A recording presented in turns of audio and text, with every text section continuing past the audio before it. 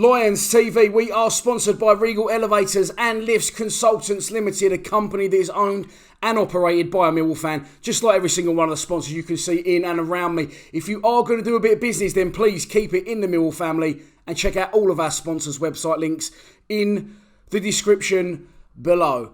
This is your post-match analysis video for Saturday's 2-1 home defeat versus Queen's Park Rangers at the Den. It's going to be a long, old, depressing chat again. Unfortunately, I'm afraid I'll try not to edit it too much. There was a reason that I've left it until today and not yesterday. I really wanted to take everything in. Not just the game, because I'm not really talking about there wasn't so much to take in from the game. I'm talking about, obviously, the post-match comments, the general consensus and feeling amongst the fan base. And I've got to be honest, I think a lot of people have had enough. So the game starts out and we go 3-5-2. I'm not going to name the starting 11. You will know what it was by now. But I was pleased with it. The one thing I will say is, where the fuck did 3-5-2 come from? And how long have they been practicing 3-5-2? Because to me, on reflection, hindsight's a wonderful thing. I was pleased with it at the time. The only change I would have gone with was Tom Bradshaw instead of Bavarsson. And I didn't even know Bavarsson was on the pitch until about the 60th minute. Harry hasn't started. Bradshaw's beyond me with his pace. Maybe he doesn't fancy Bradshaw because Bradshaw comes on, gives us something we haven't got in the team really, other than probably Jed Wallace, which is pace. And he just doesn't play him. When he plays, he does well. He creates chances, he scores goals. It was from his turn and his shot that we got a corner and got the equaliser. But that's I'm getting a little bit ahead of myself. The 3-5-2, for me, honestly, again, a paying fan, giving my opinions. Don't want anyone else to jump on my opinions. Sorry, I know that's me repeating myself, but I feel like I have to say that now in every video just to cover myself. I feel like it was a little bit of a desperation move, if I'm honest. On reflection, if you look at what the manager said after Blackburn Rovers, he said that he didn't blame the players. And, Blackburn were just better than us. He didn't think we was that bad on the day and things didn't fall for us. But to then go and change 4 of your players and drop out Conor Mahoney and go for a completely different formation suggests that he felt something wasn't right at Blackburn. Let's put it that way. At home, we're not great. Sorry, we are. We're not bad at home. We're not exciting at home, but we get the results. 1-0, 2 1-0 wins and 1-1 draw. I felt it was a little bit of a strange time to go for a 3-5-2. If anything, go back to basics, stick with what you know and go 4-4-2 at home. That's why I said in my pre-match, I wouldn't be surprised if he started Aidan O'Brien, because with 2 starts up front, I may be wrong, but I'm pretty sure I'm right on that one, against Sheffield Wednesday and against Preston. Again, it leaves us with no pace up front, but we got results both times. So I had a feeling that's why we would have played Aidan and he would have gone back to the 4-4-2. He completely changed it. He dropped Marlon Romeo, and I agree Marlon needed to be dropped. But I don't think if you're going to play 3-5-2, don't drop the man, because he would have thrived in a 3-5-2 in my opinion. At right wing back, Murray Wallace, okay, had to come in for Fergie. They looked all over the place in the first half. Sean Hutchinson, who I thought played well by the way, didn't think he was, did anything wrong. I couldn't work out what the fuck was going on the first 5-10 minutes. He was playing so wide right. He looked like he was playing as a sole right back, and we had 2 centre halves. I don't know how long they've had to practice this formation, but it did not work for me. The central midfield 3, the one good thing that come out of Saturday was finally Jed Wallace played where he should be playing, and I thought he was the one shining light in the team. I'm going to be jumping all over the place here, by the way. I'm not going to be going through the game and through the minutes and what happened here and all that, because we was all there and we don't need to relive it. It's fucking making my brain ache thinking about it. But Jed Wallace needs to play through the centre. He looked so much more confident. He looked just assured. He looked like something we haven't got, with a bit of pace and a bit of creativity. And if he's playing in behind in that centre, I don't mind if his balls don't come off. At least he's trying. That Eze for QPR, everything he tried in the first half, nothing came off. But at least he's there and he continues to believe in himself and he keeps trying those things and eventually got his rewards. The only small criticism I can have of Jed Wallace is the one where he runs through for the equal, trying to get the equaliser. Bradshaw was screaming for it. He only had to slot the Bradshaw in and I'm sure he would have finished it. But it's good on one side that Jed showed the confidence to run through, but his left foot shot's got rid of the target and he ballooned and doos it over the bar into the cold blow la. But listen, Jed Wallace for me was the one shining light and he has to start there. Let's try and get into the game slightly, because I'm fucking veering all over the place, but my mind is absolutely frazzleburgered. 3-5-2 I was happy with. although I said on reflection, where the fuck has it come from? Just didn't work. We just wasn't at the races. We did battle hard. We did battle hard in the first half. I don't think either keeper really had a save to make. You could see as the first half went on, other than one very good block from Alex Pearce, by the way, saved a certain goal. As the first half went on, you could see that, as I said, hard work and endeavour will only take you so far, and QPR started to pop it. The atmosphere in the Den was cranked up to 100 pre-match. London derby, pretty much a sold-out ground. Fans are buzzing for it, everyone enjoying themselves. Cold lagers pre-match, great, fantastic. But if the team don't give you anything to thrive off, within 20 minutes at the Den now, someone just goes, just turns the fucking volume down. And teams, I think, go, fuck me, hang on, let's die to death here. Let's start to pop the ball now. Let's play with confidence. It's die to death. And QPR did start to pop the ball about. And when we went in at half-time, we was all downstairs having them aforementioned cold lagers. You could see that people around me were saying, I'll take 0-0 here. We'll be lucky to hang on for a 0-0 here. Which is worrying times.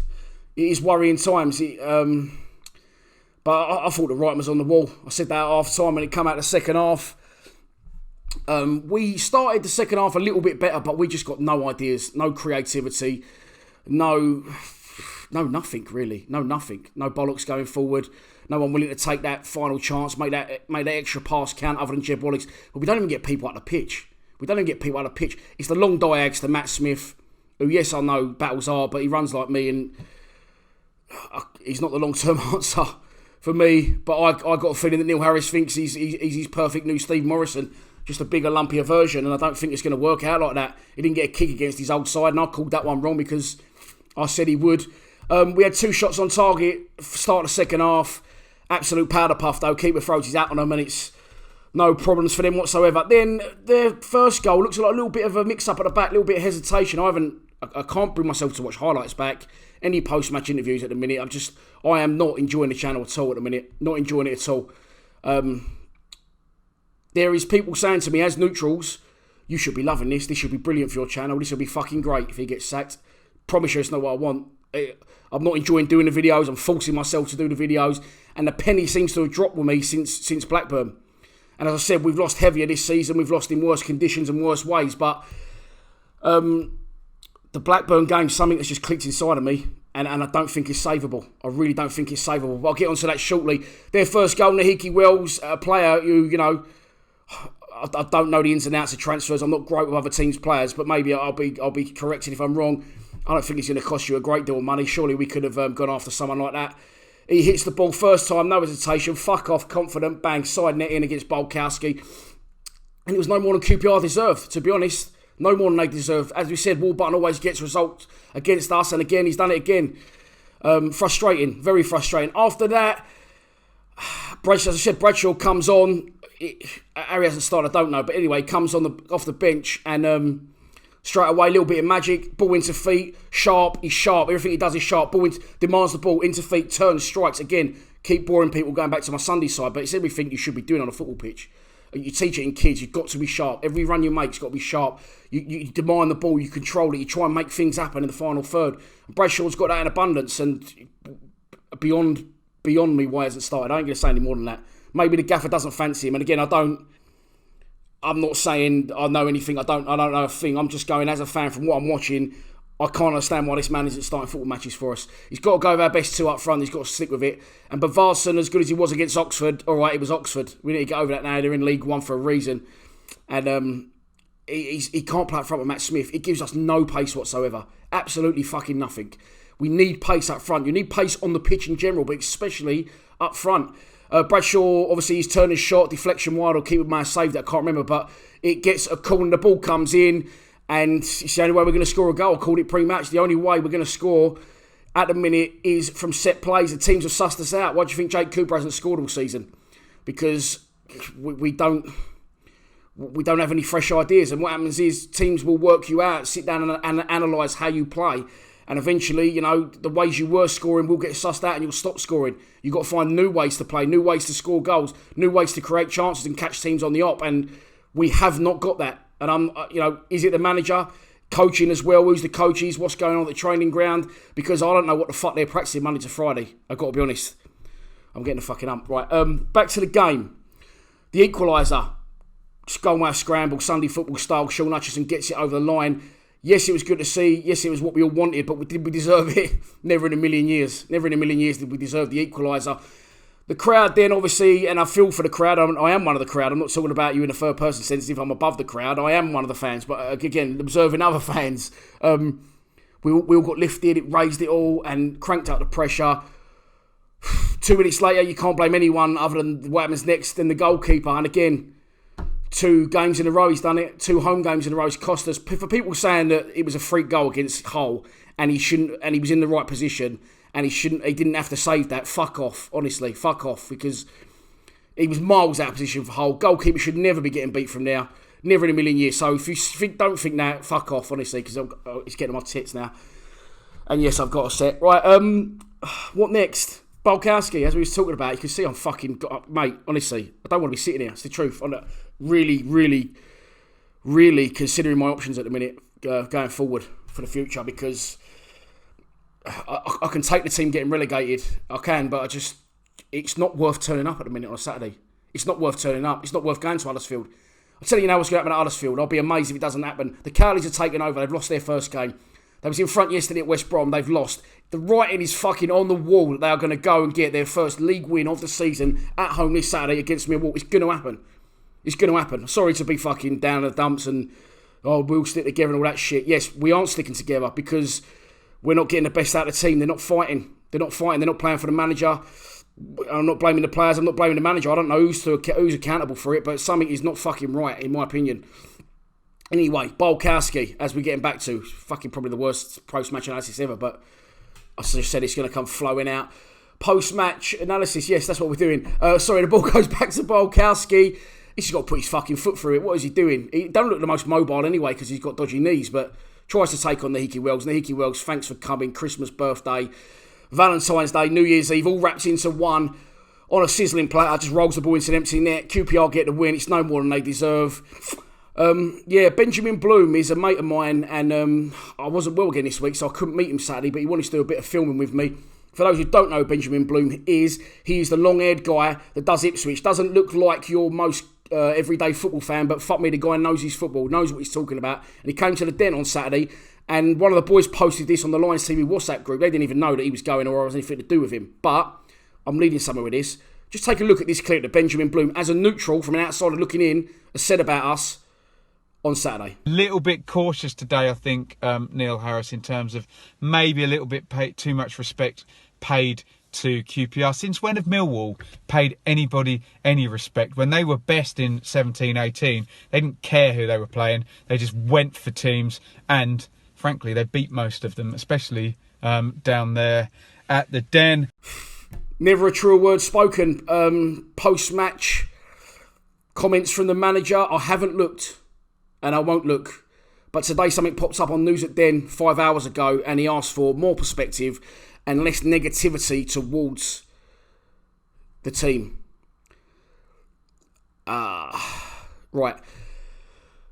I do understand what he's saying, because we've had a good start to the season and we all fucking get excited. We all get, oh God, we're going to do well, we're going to be flying. It's human nature. That's what social media is for. It builds hype.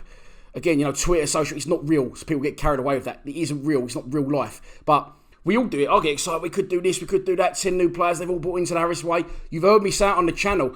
But the 10 new players now, it's now working against Neil Harris that we've got 10 new players, because they have now morphed into the old players that he said didn't want to play for the club, can't get anything out of the players. They've now morphed into those old players because I don't think they can be motivated. I don't think they've got any ideas. I don't think they're being allowed to express themselves. I think they're being restricted from playing.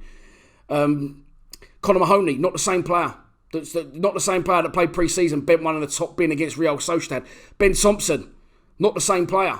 Fuck me, send him back to Portsmouth for a month, get him under Kenny Jackett's wing, let's see what he comes back like again. Jeb Wallace, never been the same player for about 2 seasons, and again, I think Jeb Wallace Saturday has said, play me central and fuck you. Well, I don't know he said that, by the way, he hasn't said that. So just, again, disclaimer against, I don't know anything. In my opinion, the way Jeb played Saturday, it looked like he was like, fuck this. I'm taking the ball by the arms, I'm playing in the centre, and I'm going to do exactly what I want to do, and I'm going to create. That's what we need. These players, 10 new players, they just fucking look like, I was going to say a shadow of their former selves. They look like a shadow of the former players that we had. So negativity as well towards the team. Mate, don't turn up and sit back against shit teams like Middlesbrough. Sit back against shit teams like Blackburn. Go 3-5-2 against teams like that the other day. Can't kill off teams like Hull. We have got the players to do it. If I strongly believe we didn't have the players to do it, I wouldn't be sitting here saying what I'm saying. We have got good players. And as I said, the recruitment's been good. It doesn't matter how we got those players, how much those players cost, what our budget is compared to other teams in this league. We have got good players. We have got better players than the manager has given us credit for. I'm sorry, but yeah, he has. And if he calls for the fans to not give negativity towards his team, then don't fucking go out of a negative approach. Don't go out of a negative approach. Don't give teams too much respect, as Benjamin Bloom said. People don't give anyone any respect. That's fucking how we roll, bruv. That's how we roll. I couldn't think of a better term, but you know what I'm saying. You can't say things like that. You can't say less negativity when you're being the most negative one in the fucking building, Gaffer. I'm sorry, but this is the way I see it. Can he save it? I don't think he can. And again, people will jump me going, fuck you, you're looking for views. I'm not looking for views. I would rather Fulham. We got spanked 4-0, 11,000 views on my post, on my full-time reaction. I don't want that. I promise you I don't want that. As I said, neutral saying to me, best thing that ever happened for you, this will be fucking brilliant for you and your channel. I would rather be in League One. I would rather draw 0-0 at Fulham and not get the views. I promise you that. But something has got to change. And I think with his post-match views and his comments, I think he's papering over the cracks. I think he's clutching at straws with 3-5-2. I'll be honest, I think he's took it as far as he can. And it pains me to say that. Do I want Neil Harris out? No. Do I think he's going to turn this around? No. But then, listen, I've been wrong before. About him. But I really think now the time has come where he should walk away and say, I've took it as far as I can. You know, I'll leave it in a very, very much good and better place since when I took over. Thanks very much, Neil. Club legend, always welcome back. And again, listen, I hope I'm fucking wrong. I hope I'm sitting here in 2-3 weeks' time with egg on my face. But unfortunately, I don't think I'm going to be. And let's look at the league position we're in. Okay, we're not a million miles. We're in a better position than we was this time last season, I'm sure. But something's clicked inside my head. The penny has dropped. And for me, I'm sorry, the time is very, very quickly running out for our manager. He's either got to hold his hands up, say he needs help, which I don't think he'll do. I've covered that before. Or he's got to hold his hands up and say, I've taken it as far as I can.